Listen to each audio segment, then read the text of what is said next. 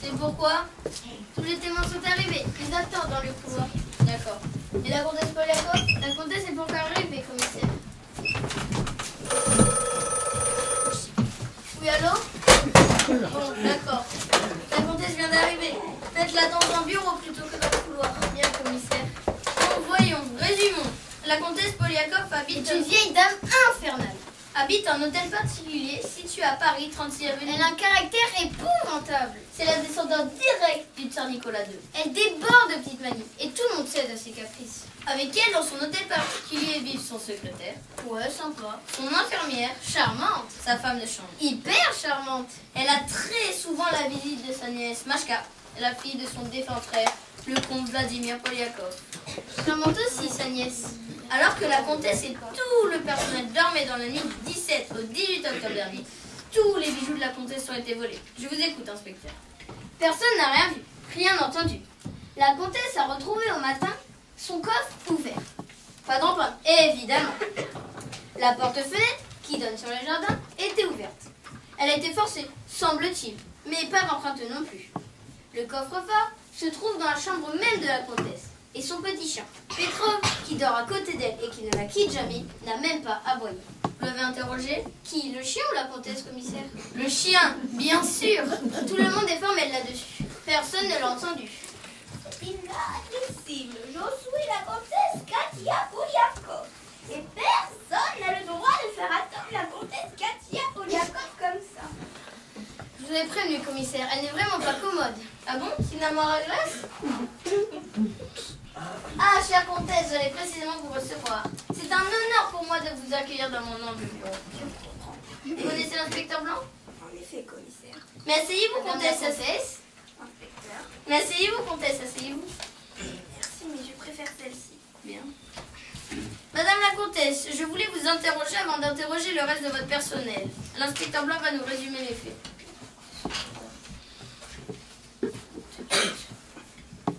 Alors, dans la nuit du 17 au 18 octobre dernier, alors que vous vous trouviez endormi dans votre chambre, un vol a été commis. Tous vos bijoux vous ont été dérobés. Certains sont d'une valeur inestimable, puisqu'ils vous viennent de votre famille, et que certains ont appartenu au tsar lui-même. Ah, mes bijoux, tous mes bijoux, c'est horrible. Vous montez vous coucher vers 22h, comme de coutume. Et lorsque vous êtes réveillé, le lendemain matin vers 9h, le coffre était ouvert. Tous vos bijoux avaient disparu. Et c'est exact, comtesse? Tout à fait exact, commissaire. Le coffre se trouve dans ma chambre. Tous les soirs, avec Petrov, je remets les bijoux que j'ai portés durant la journée dans ce coffre. Je n'en garde aucun sur moi, excepté une vieille médaille sans aucune valeur. Je referme le coffre en ayant auparavant vérifié qu'aucun ne manque. C'est ce que vous avez fait comme à l'accoutumée le 17 au soir. Rien ne manquait? Tout était en place? Mais bien sûr, commissaire. Sinon, comment aurais-je pu me coucher et m'endormir? Pardonnez-moi, comtesse, mais Petrov, c'est bien votre chien. Oh, commissaire! Petrov est plus qu'un animal. C'est un avion. Sans lui, mon existence serait vide et sinistre. Petrov ne quitte jamais la comtesse. Il la suit, il le protège toute la journée. Elle lui parle comme un confident, et il semble l'écouter. N'est-ce pas, madame la comtesse? Tout à fait exact, inspecteur. Petrov ne me quitte pratiquement pas. Et heureusement que je l'ai, mon petit Petrov. Car, avec toutes les épreuves que je viens de traverser. Oh, mes bijoux, tous mes bijoux, c'est horrible. Tout cela est bien trop pénible pour une vieille dame usée comme moi. Des épreuves? Quelles épreuves, comtesse? D'abord, la mort de mon cher frère, le comte Vladimir Poliakov. Il y a 1 an maintenant, et qui laissait ma petite Mashka seule. Mashka est la nièce de la comtesse. Elle vient souvent lui rendre visite l'après-midi. Mais n'est-ce pas elle qui vous a fait Petrov, comtesse? Oui, Da, c'est elle, ma chère Mashka. Je me sentais si solitaire. Mon frère était à lui seul, ma famille, ma patrie. De quoi mort votre frère? Il était bien plus jeune que vous. Oui, il était de 2 ans, mon cadet. On l'a retrouvé un matin, mort, dans son lit, sans vie. Il était mort pendant son sommeil. Il était malade? Ah, Bien, madame la comtesse, je vais à présent interroger le reste de votre personnel. Préférez-vous attendre ici ou voulez-vous que je vous fasse raccompagner? merci, commissaire, mais je préfère attendre ici. De toute façon, la maison. Commissaire, pourriez-vous me faire servir du thé, s'il vous plaît? Du thé? Du thé? Du thé? Mais bien sûr, du thé. Inspecteur Blanc, vous en apportez. Merci, commissaire. Vous êtes un bravo. Mais du thé russe, évidemment. Du thé russe, évidemment. Où avec la tête? Avec de petits biscuits. Oh, quel personnage. Je vous ai prévenu, commissaire. Hier, je n'ai pas eu beaucoup de temps pour discuter avec l'infirmière. Eh bien, allez donc la chercher. Comme ça, nous serons tout de suite fixés. J'y vais, commissaire. Madame Smith, le commissaire vous attend. Bonjour, messieurs. Bonjour, madame. Madame. Si. Donnez votre identité, nom à l'adresse. Emma Smith, 33 ans. Je suis l'infirmière particulière de la comtesse Paul. D'accord. Je suis domiciliée chez elle. Votre chambre se trouve bien au premier étage, juste en face de celle de la comtesse elle-même, à côté de son secrétaire. Oui, cela est tout à fait exact. Cela rassure la comtesse de savoir que je suis à côté d'elle. Dites-moi, de quoi souffre la comtesse? Rien en particulier. Vous voulez dire que la comtesse n'est pas malade? Non, pas vraiment. Mais si elle n'est pas malade, pourquoi a-t-elle besoin d'une infirmière particulière? Vous savez, commissaire, la comtesse Poliakov est quelqu'un de très âgé, que la vie n'a pas été épargnée. En ce moment, elle a quelques petits ennuis, comme toutes les personnes de son âge. Elle est juste un peu usée. Enfin, cela est normal, je dirais. Eh bien, voilà qui est rassurant. Oui, je dirais même qu'elle est plutôt en bonne santé. C'est-à-dire, que prend-elle exactement? Un décontractant, un somnifère le soir, quelques gélules dues à son arthrose. La comtesse est tempérament anxieuse. Elle ne se repose pas pendant la journée. C'est tout? Éventuellement quelques comprimés pour la nuit. Mais je vous le répète, étant donné son âge, rien d'alarmant. Voilà qui est rassurant.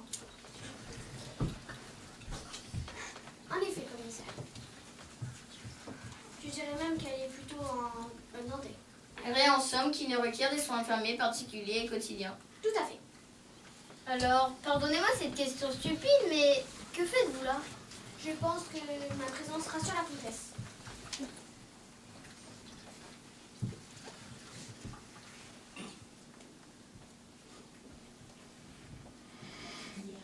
Hier, je vous ai vu parler assez longtemps avec la comtesse. Certains du personnel m'ont d'ailleurs affirmé que vous passiez de longs moments auprès d'elle l'après-midi. Exact? Oui, cela est tout à fait exact. La comtesse semble avoir une totale confiance en vous. Et vous, que pensez-vous d'elle? La comtesse Poliakov est quelqu'un d'exceptionnel. C'est un vrai personnage. Oui, j'ai cette nette impression. Elle a beaucoup voyagé en rencontre. Elle a toujours une anecdote croustillante à raconter, qu'elle raconte avec humour irrésistible. Je l'écoute avec attention, même de plaisir. Vous êtes en quelque sorte sa confidente. Je n'ai pas cette prétention. Elle a mâché à sa nièce, qui lui est très attachée. Vous la connaissez, bien entendu. Étant donné dans le chez la comtesse Poliakov, je connais tous les membres du personnel et les habitués de la maison. À part Machka, qui a souvent visité la comtesse? La comtesse ne reçoit plus guère de visites depuis le décès de son frère. Depuis combien de temps êtes-vous l'infirmière de la comtesse? Depuis 2 ans et demi. Vous logez chez elle? À quel moment avez-vous su qu'il y a eu vol? Comme le personnel à 9 heures. Ses cris nous ont alertés. Elle était ahurie. J'ai dû lui donner un calmant. Je craignais un malaise. Très bien, je vous remercie. Je n'ai pas d'autres questions pour le moment. Puis-je partir, commissaire? Oui, mais attendez encore un moment dans le couloir. Je préfère savoir que vous n'êtes pas loin au cas où pour la comtesse. Comme vous voudrez. On n'avance pas, commissaire. Je me demande si ces interrogatoires supplémentaires servent à quelque chose. Blanc, trouvez-moi l'adresse de ce docteur Billman. Bien, ok, d'accord. Et aussi celle du neveu de la gouvernante. Bien, ok, d'accord. Comment s'appelle-t-il déjà? Victor Herbert. Blanc, en partant, faites entrer Machka. Bien, ok, d'accord. Entrez, mademoiselle. Voici le commissaire Crick dont je vous ai parlé. Voilà. Entrez, Machka. Permettez-vous que je vous appelle Machka? Bien sûr, commissaire. Pourtant, ne devrait-on vous appeler comtesse? Vous aussi, vous êtes la seule descendante de votre tante. Oui, il ne reste plus que moi à présent. Cette situation ne vous est pas trop pénible? J'imagine que vous avez des responsabilités. Vous êtes la seule descendante d'une famille qui a régné au sein de l'histoire. Je n'ai pas le choix, commissaire. Votre tante est attachée à vous, n'est-ce pas? Oui, moi aussi je suis très attachée à elle. Je lui rends visite le plus souvent possible. Vous habitez l'hôtel particulier que votre père vous a légué? J'y ai toujours vécu. À la mort de mon père, j'ai voulu déménager. Il avait trop de souvenirs là-bas. Cela me faisait mal. Vous y vivez seul? Il y a le personnel. Votre destinée, comme vous dites, est décidément bien marquée. Que faites-vous lorsque vous ne rendez pas visite à votre tante? Je m'occupe des affaires de mon père. Je gère cet héritage. J'imagine aisément que vous avez des responsabilités. En effet, commissaire. Bien, je ne vous retiens pas plus longtemps. Très bien, commissaire. À plus tard. Bien, nous allons entendre tout de suite la femme de chambre. Je vais la chercher, commissaire. Je dois vous avouer que je la trouve plutôt sympathique. Entrez, mademoiselle. Voici le commissaire Crick dont je vous ai parlé. Bonjour, mademoiselle. commissaire. Vous appelez Patricia Juin? Oui, c'est bien ça. Patricia Julien. Quel âge avez-vous? J'ai 23 ans. Depuis combien de temps travaillez-vous chez la comtesse? Depuis 4 ans. Et je n'ai d'ailleurs travaillé que chez la comtesse. J'ai arrêté mes études et je suis passée à son service aussitôt. Vous logez chez elle comme tout le reste du personnel? Oui, c'est ça, commissaire. Ma chambre se trouve au 2e étage. Je n'ai pas à me plaindre, j'ai un bon emploi. Comment se déroulent vos journées? Je commence vers 7h tous les matins. Là, je descends à la cuisine vers 8h moins un quart. Je prépare le déjeuner de tout le monde, sauf la comtesse qui, elle, déjeune à 9h dans sa chambre. C'est moi qui lui monte son plateau, ouvre ses volets. Ensuite, je redescends à la cuisine, débarrasse sa table et commence le ménage partout dans la maison. Je termine par la chambre de la comtesse. Lorsque vous avez réveillé la comtesse le matin du vol, vous avez donc monté avec le plateau du petit déjeuner? Oui, le mutuel et du terrus, évidemment. Et des biscuits. Oui, merci. Nous savons. Le matin du vol, vous êtes aperçu que le coffre était ouvert? Absolument pas. Le coffre se trouve à l'opposé de la table où se dépose le plateau. Je suis tout de suite repartie. Qui était dans la cuisine à ce moment précis? Nous étions tous présents. Madame Smith, l'infirmière, et Madame Lambert, la secrétaire. Que s'est-il passé ensuite? Nous sommes tous montés en vitesse. La comtesse hurlait « Mes bijoux, mes bijoux !» Oui, merci. Nous savons. Qu'avez-vous fait ensuite? Madame Smith s'est précipitée sur la comtesse pour la calmer. Elle a réussi à la remettre au lit, fait sa tension, et m'a aussi demandé un verre d'eau. Que faisaient les autres pendant ce temps? Madame Lambert, la secrétaire, nous a dit de rien toucher. Elle a immédiatement téléphoné à la police. Vous êtes ensuite revenu avec le verre d'eau? Oui, Madame Smith nous a dit de redescendre. Elle est restée seule avec la comtesse en attendant la police. Bien, je vous remercie de toutes ces précisions. Veuillez attendre dans le couloir avec les autres. Bien, commissaire. Je raccompagne mademoiselle Juin, commissaire. Comme vous voudrez, et au passage, faites entrer la secrétaire. Veuillez m'excuser, vous êtes le commissaire Christine. Oui, madame, mais vous, qui êtes-vous? Je suis la secrétaire particulière de la comtesse Sophia. Comme vous avez interrompu tout le monde, je vous permets de venir vous voir si vous ne m'auriez pas oublié. Ah, d'accord. Pas du tout. Je viens précisément de demander à l'inspecteur Blanc de venir vous chercher. Vous ne l'avez pas rencontré? Non. Curieux. Bien, puisque vous voulez me voir, qu'avez-vous à déclarer? Oh, pas grand-chose. Mon nom est Claude Lambert. Je suis la secrétaire particulière de la comtesse Sophia. Je vis chez la comtesse comme tout le reste du personnel. Je m'occupe et gère la comptabilité et le secrétariat. Une question, madame Lambert. Vu la qualité des bijoux, pourquoi ne sont-ils pas dans le coffre d'une banque? Les Paul et Jacob ne s'en sont jamais séparés, commissaire. Ils ont une valeur sentimentale témoin de leur histoire. Vous voulez dire pour la comtesse? Non, la quasi-totalité des bijoux est en possession de la comtesse. Machka n'en héritera qu'à la mort de la comtesse. Je vous remercie. Et concernant la nuit du vol, vous n'avez rien entendu, vous non plus?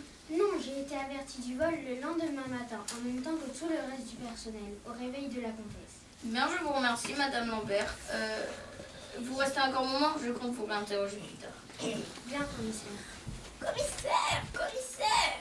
Oh non, qu'est-ce qu'elle veut encore? Elle a bien chanté ses petits biscuits. Ah, comtesse, quel curieux hasard. L'inspecteur va moi-même voulons discuter avec vous. Commissaire, vous voulez me faire mourir d'ennui? Je suis toute seule dans ce bureau sinistre. Pardonnez-nous, comtesse, mais vous savez, nous n'avons pas perdu notre temps. Nous avons interrogé tout votre personnel, ainsi que votre nièce Mashka, et l'inspecteur Blanc a pris des renseignements. Tout ce que je peux vous dire pour l'instant, c'est que nous avançons. Vous avez trouvé le coupable? Pas encore, mais les taux se resserrent. Parlez-moi par exemple de votre personnel. Par exemple, que pensez-vous de votre femme de chambre, Patricia Juin? Elle est si jeune, commissaire. C'est une gamine. Je suis tout à fait satisfaite de son travail. Elle est douce, gentille et prévenante.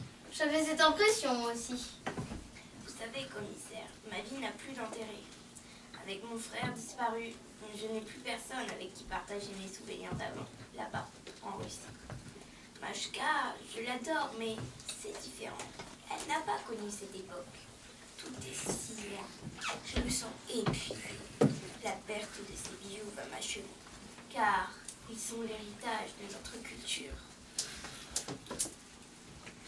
Et l'infirmière, Madame Smith? Grâce à elle, mes journées sont moins longues, mes douleurs plus brèves. Elle est toujours pleine d'attention. Elle sait écouter. Et votre secrétaire, Madame Lambert? Heureusement que Madame Lambert est là pour gérer toutes mes affaires, car moi, je n'en ai plus la force, ni le courage d'ailleurs. Allez-vous vous reposer un instant, comtesse?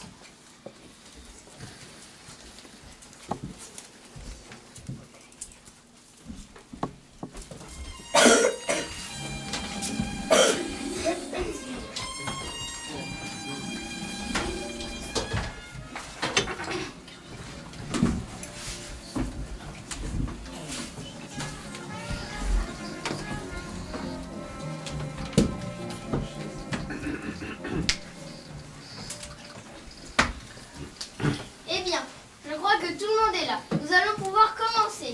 Mesdames, l'inspecteur Blanc et moi-même, nous vous avons écoutés les uns après les autres.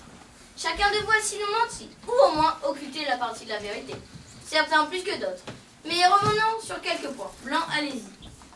Selon vos déclarations à tous, le dimanche 17 octobre au soir, à 22h, la comtesse monte dans sa chambre, comme à son habitude. À 22h30 précise, la femme de chambre lui montre son thé. Russe, évidemment. Son infirmière lui a préparé son petit cachet pour qu'elle dorme paisiblement. Toute la maison s'endort. Le lendemain matin, rien à signaler. Rien de particulier jusqu'à 9h, heure du réveil de la comtesse. Exact? C'est ça.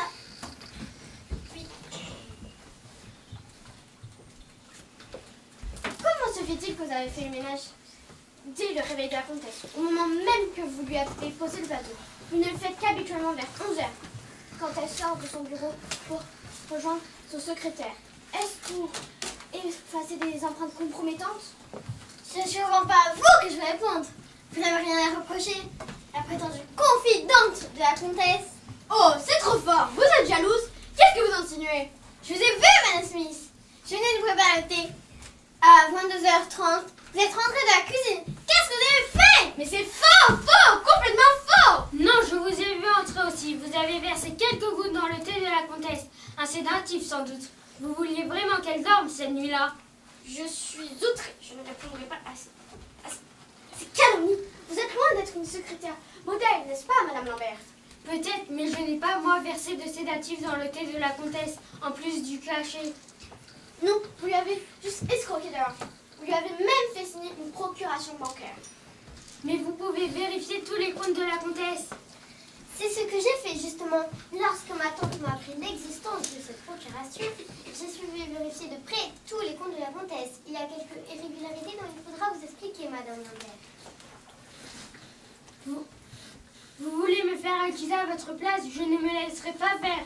Vous, Mashka, vous n'avez rien dit jusqu'à présent de l'infirmière si particulière de votre tante.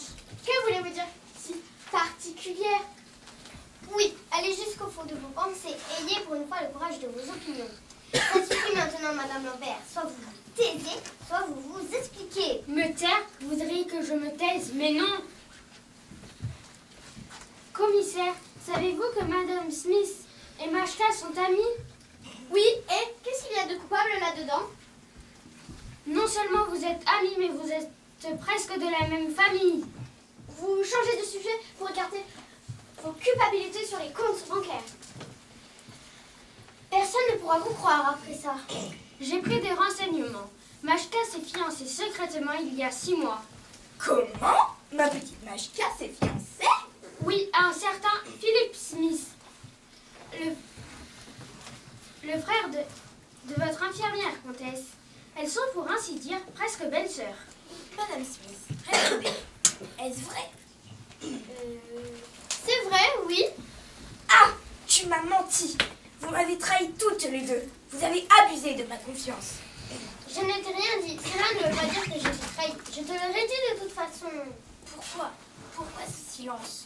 Voilà les vraies questions, comtesse. Pourquoi Majka et l'infirmière ont-elles gardé le silence à propos de ses fiançailles?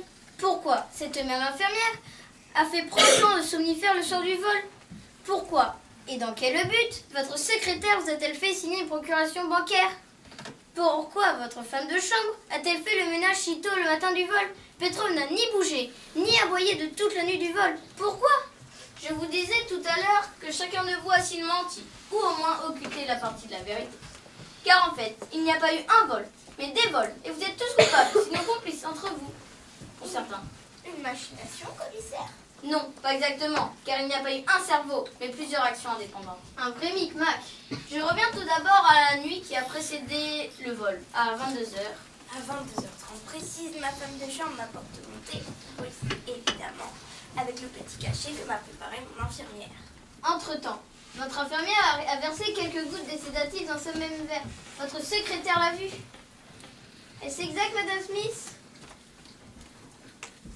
Oui, mais comment le sait-il? Il aurait dû être dans le bureau ou dans la chambre. Oui. Comment et pourquoi, Madame Lambert, vous a-t-elle vu? N'étiez-vous pas dans les parages à guetter le moment propice pour verser vous aussi le sédatif dans le même thé? Madame Smith en était déjà chargée. Et cela nous a interpellés. Si je me suis demandé pourquoi, alors j'ai guetté, surveillé. Et vous avez vu, entendu et découvert beaucoup de choses au cours de cette nuit. Pourquoi n'avoir rien dit alors? Mais parce qu'elle se serait accusée en même temps. Oui, c'est vrai, mais je ne voulais pas voler la comtesse, moi. Bien sûr que non, puisque c'était déjà fait. J'en ai la preuve. J'en ai en ma possession tous les relevés de compte. Ah, c'est vous, Majka, qui les avez? En effet, voilà ce que vous cherchez partout dans la maison. Vous pensez que ces relevés de compte si importants pour vous, puisqu'on lui peut voir les détournements d'argent, se trouvaient dans la chambre de la comtesse. Et c'est pourquoi vous voulez absolument la fouiller, n'est-ce pas? Mais comment Majka les a-t-elle obtenus? Par la complicité de Madame Smith. N'oubliez pas qu'elles sont très liées. Madame Lambert, je vous accuse d'avoir volé la comtesse. Je vous accuse de lui avoir volé de l'argent en lui avons fait signer la procuration il y a 2 mois. Je vous accuse d'avoir abusé de sa confiance et d'avoir tenté de l'endormir. Ah, je suis bouleversée. Je n'en crois pas mes oreilles. Ah, comment? Je suis anéantie. Gardez vos forces, comtesse. Il y a plus grave encore. Je serai bref. Nous verrons tous les détails plus tard, car vous êtes tous coupables, sinon complices, pour certains. Je ne peux y croire. J'ai l'impression de faire un cauchemar. Mais comment avait-il la combinaison du coffre? Par Petrov. Comment ça, par Petrov? Je suis peut-être vieille, inspecteur, mais je ne suis pas tout à fait idiote. Eh bien, figurez-vous, comtesse, que le commissaire fait de ses découvertes des plus invraisemblables. Petrov a un micro caché dans son collier, ce qui était pratique pour s'informer. Au point où nous en sommes, je peux bien vous l'avouer. Outre des bijoux, de l'argent et quelques papiers, ce coffre contenait un objet d'art. Un de ces œufs créés par Karl Fabergé. Cet œuf avait appartenu au tsar Nikolai. À l'intérieur de cet œuf était caché un document confidentiel écrit de la main même du tsar. Et les Poliakov conservent son existence depuis cette époque. Même Majka en ignorait l'existence. Personne, d'ailleurs, n'aurait dû en connaître l'existence. Tout ce que je peux vous dire, commissaire, c'est que si ce coffre devait se trouver entre les mains de n'importe qui, cela pourrait influencer le cours de l'histoire. Je ne peux vous en dire plus. Je n'ai déjà que trop parlé. Merci, comtesse. Au moins, nous voilà fixés sur ce qu'il recherche. Mais je connais pas ce document. Je le jure. Non, bien sûr. C'est l'argent qui vous a motivé, n'est-ce pas? Oui, c'est ça. Seulement l'argent. Vous le reconnaissez donc? Au fait, j'ai oublié de vous dire, le docteur Billman vient juste d'être appréhendé. Quoi? Comment? Qu'est-ce que vous dites? C'est impossible. Mais Oui, je peux vous l'affirmer. oui, j'ai fait tout ce qu'il voulait. Parce que la mafia russe détient mon neveu en otage. Vous savez, je n'ai plus aucune famille à part lui. J'aurais tout fait pour le sauver. Pardon, comtesse. Je ne suis ni une voleuse, ni une espionne, ni une criminelle.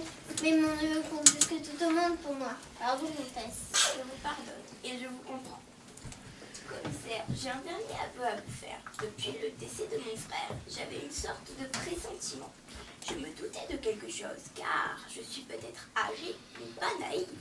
Ainsi, ai-je mis les vrais documents et les vrais bijoux, bien sûr. Et j'ai tout remplacé par des faux. Quoi? Par défaut? Mais alors où sont les autres? Enfin, les vrais? Pas dans le panier de pétrole, évidemment. Mes bijoux. Pardonnez-moi, comtesse, mais vous savez, vous êtes une vraie comédienne. J'ai toujours rêvé de faire du théâtre. Mes bijoux.